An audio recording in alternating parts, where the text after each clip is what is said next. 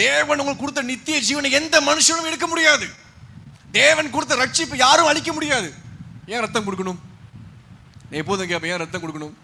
ஏன்னா ரத்தத்தில் தான் ஜீவன் இருக்கு. அறிவியல் சொல்லிச்சு முன்னாடி இருதயத்தில் தான் ஜீவன் உண்டு.